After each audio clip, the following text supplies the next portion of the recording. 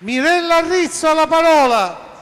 Buongiorno, sono Mirella Rizzo, sono una docente e in questa occasione così importante per il nostro movimento desideravo ricordare il grido di dolore della scuola pubblica italiana e in particolare il grido di dolore della scuola siciliana.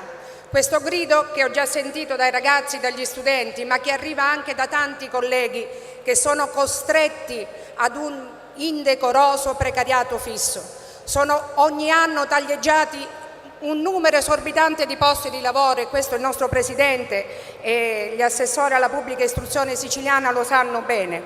Ci hanno costretto a sentirci figli di un Dio minore, gli operatori del mondo della scuola, ci hanno costretto a lavorare con scarsissimi finanziamenti e soprattutto in condizioni di precarietà anche nelle classi, dove lavoriamo anche in situazioni di pericolo perché la legge per la sicurezza è andata a farsi benedire, avendo 35 alunni, 2 ragazzini che sono bisognosi di sostegno e anche altre situazioni al limite della sicurezza.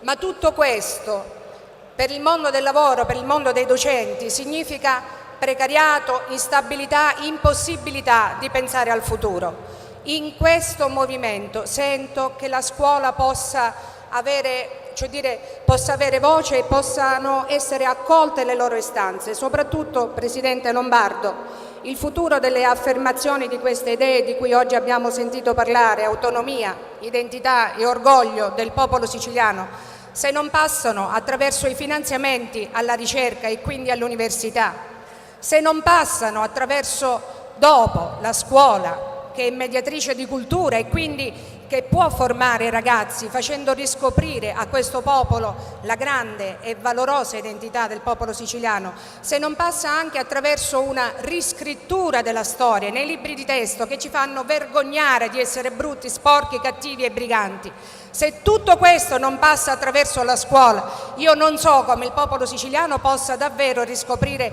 il proprio orgoglio autonomista e soprattutto di gente. Tempo, grazie. Grazie. Grazie Tazze.